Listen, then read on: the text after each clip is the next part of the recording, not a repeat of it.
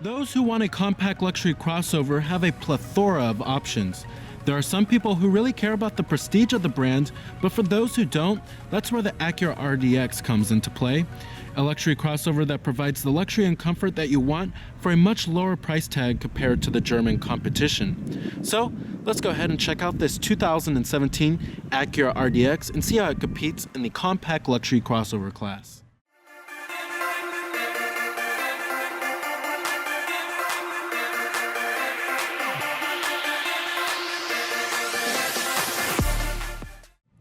Now for the 2017 model year, the RDX pretty much carries over unchanged from the previous model year. However, there is two new exterior colors that you can get, and then there's a slight price increase on the top of the line model. As far as styling goes on the vehicle, I love the styling of the RDX, especially with the dual LED headlights that you will find on many of other Acura's vehicles. It's a signature design trait that they have now.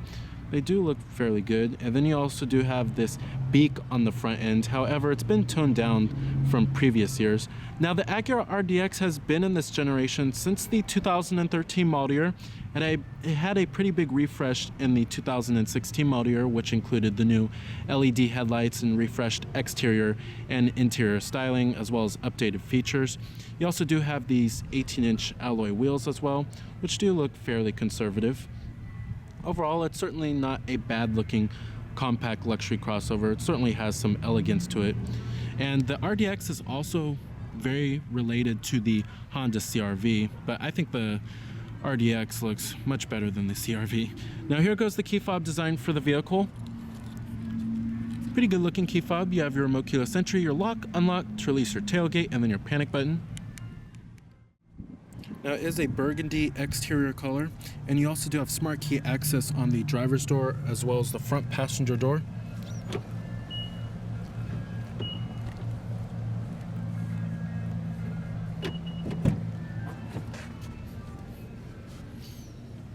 And ours has a parchment leather interior, or a beige leather interior. Acura likes to call it parchment. You also do have your power driver's seat with your power recline and your power lumbar.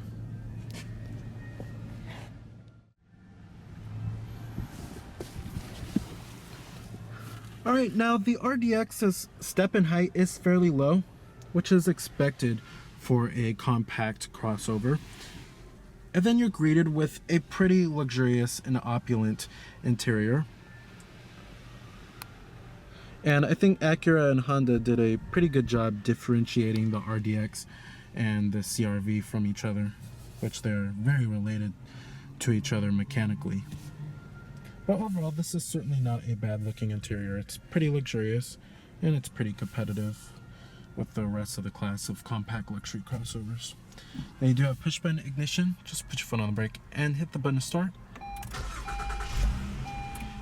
And what you're hearing there is a 3.5 liter V6, full leather wrapped steering wheel. Coming to your transmission, we have a 6-speed automatic. You also do have a sports mode, and you also do have manual shiftability via the paddle shifters. Putting the vehicle into reverse will display your rear view camera, and then you also do have guidance lines as well as trajectory. You can also change the different views of the rear view camera by pressing on this enter button right here. You have your top down view, a wide angled view, and then your normal view. And I'm gonna go ahead and turn on the lights and the hazards. Let's go ahead and pop up the hood and check out the engine bay. Let's go ahead and check out the exterior of the vehicle. Heated exterior mirrors with LED turn signal indicators. You also do have blind spot detection. 18-inch alloy wheels. Now the RDX is not only heavily related to the Honda CR-V, it's also related to Acura's own ILX as well as the Honda Civic. Coming up front, we have LED headlights for the low and high beams and LED turn signal indicators.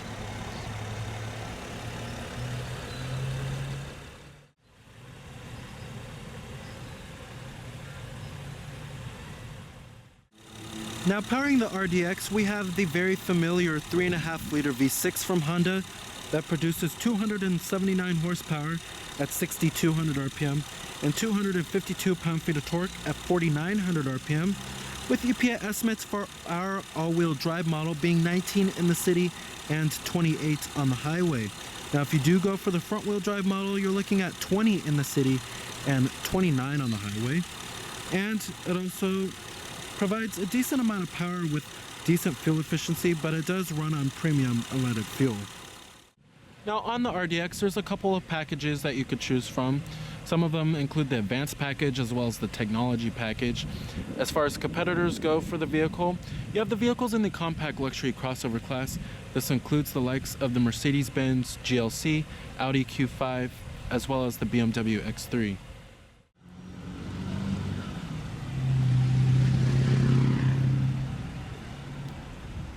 On the top, you also do have a shark fin antenna, rear window wiper with the rear window defroster, LED illuminated taillights,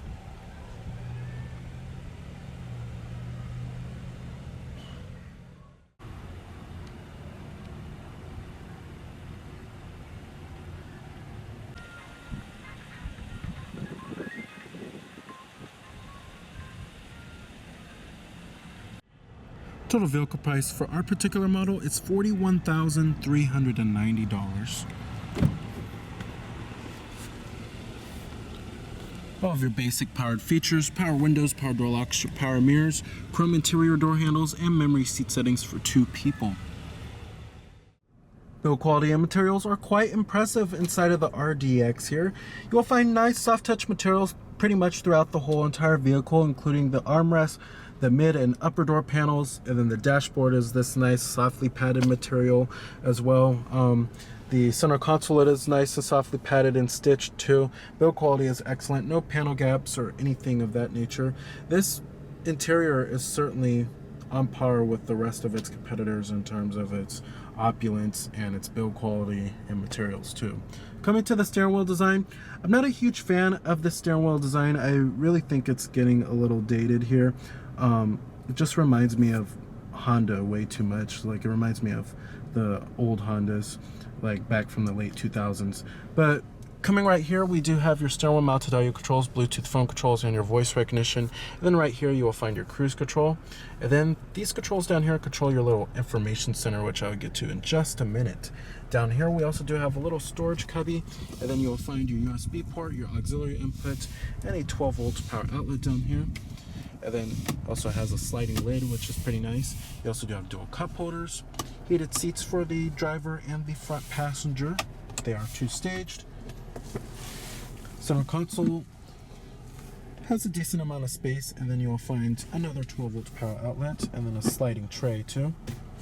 Up here we have your auto dimming rearview mirror, sunglass container, garage home link, your roadside assistance, and then you also do have your sunroof with your sunroof controls. Map lights, which are LED illuminated, which is nice. I have the sliding shade right here. Visibility on the RDX is okay. There's a decent amount of side glass area on the front windows. The A-pillars aren't too thick. They're actually pretty thin. The bases are a little wide, however.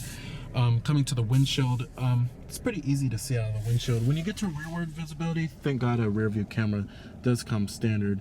That rear window back there is really small, that rear quarter window, as you can see. Seating comfort is excellent in the RDX. You will find very comfortable seats, very supportive and great for longer trips with excellent thigh support. And also, the headrests are really soft and plush inside of this vehicle. I really love these seats here. They're just very, very comfortable. Let's get to the AC controls in the RDX now. The climate controls are pretty simple and pretty clean. Climate controls also have a very simple and clean looking layout. We also do have dual zone automatic climate control. You can select your temperatures by the dials right here. This is the driver's side and then the front passenger side. You can also change different zones, and it shows you up here on this display screen what zone you're in, and then also it shows you what temperature you're at as well. And then you have your fan speeds. It also shows you what level you're at on here too. Then you have your front window defroster, your rear window defroster with your heated exterior side mirrors. Coming to the infotainment system, we've seen this dual screen design from Acura and Honda for quite some time now. I want to say they introduced it around the 2013 model year.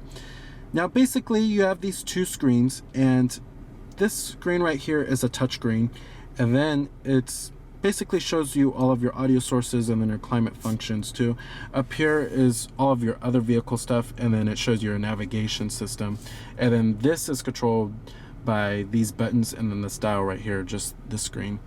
Coming to your different audio sources, and it pretty much includes all of the norm for Acura and Honda. We have AM, FM, Sirius XM satellite radio, your CD player, your USB with iPod integration, and you also do have a hard drive, Bluetooth streaming audio, your two internet radios, which are Pandora and AHA, and then you also do have your auxiliary input.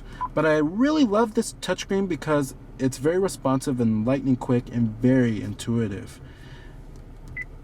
Then you also do have your shortcuts, and you can go to your places, phone, and then your audio, and then you can edit that if you would like. Now, like I said, these buttons control this screen up here. And coming to your navigation system, now we've seen this map layout for a very long time.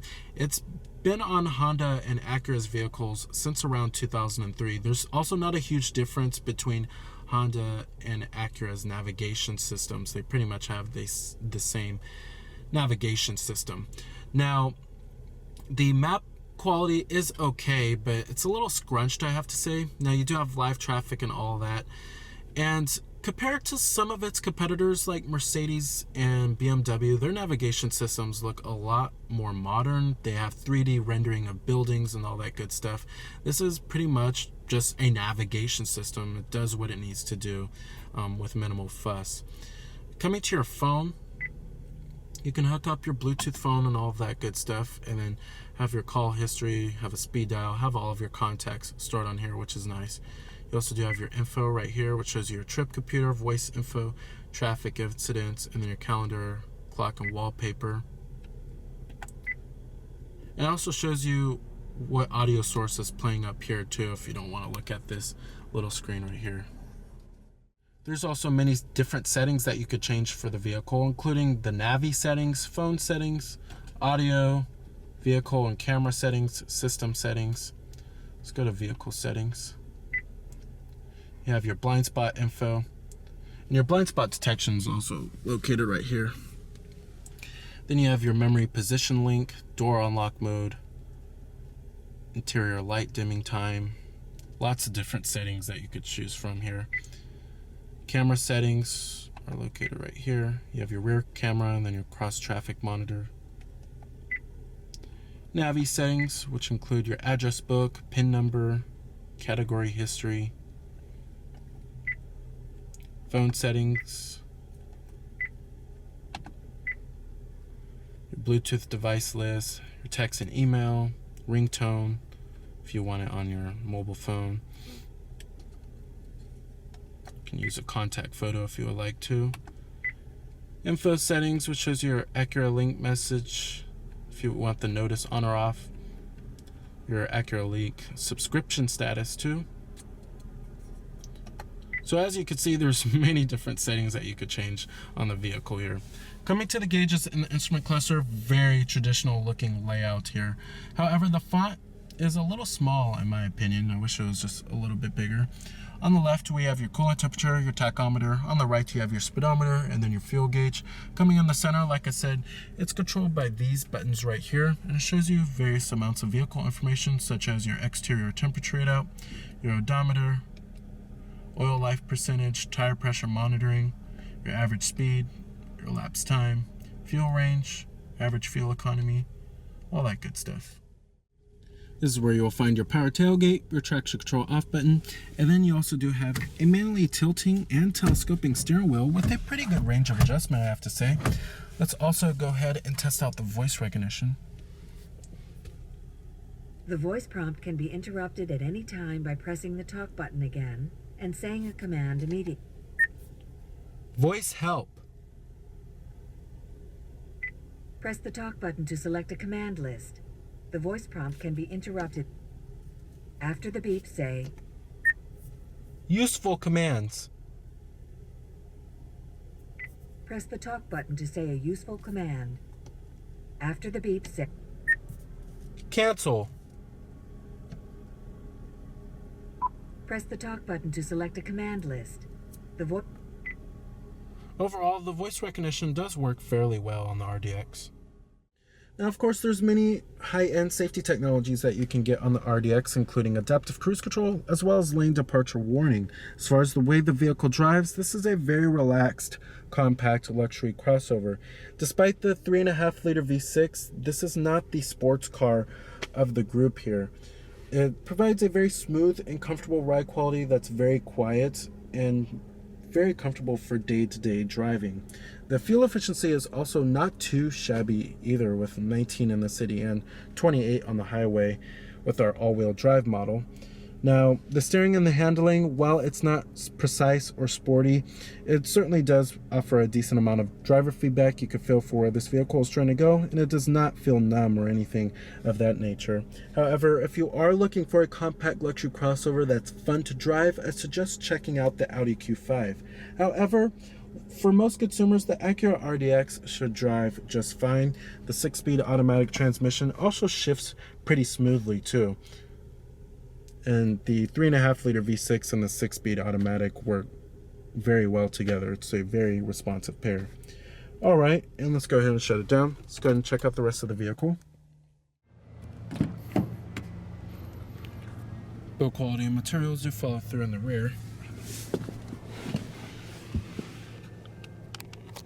Sitting back here in the RDX is also a very pleasant experience because there's plenty of room back here, lots of leg room and tons of headroom. It certainly does not feel compact back here. You do have dual map pockets, rear air vents, and a rear center armrest with cup holders. And the seats themselves are also very comfortable and nice and soft, just like the front ones. Great for long road trips. Alrighty. Power tailgate.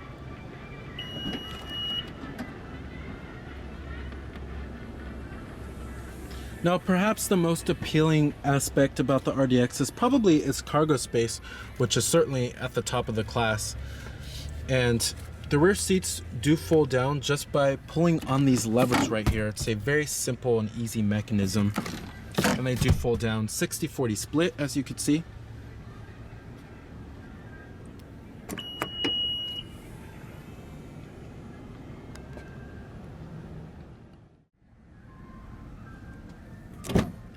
Powered passenger seat with power recline. You also have your glove box compartment. So the 2017 Acura RDX is an excellent choice in the compact luxury crossover class due to its very well-rounded nature. However, if you are looking for one with a little bit more prestige and better driving dynamics, then you may want to check elsewhere. So remember that this is Cameron Birch from Cameron's Car Reviews.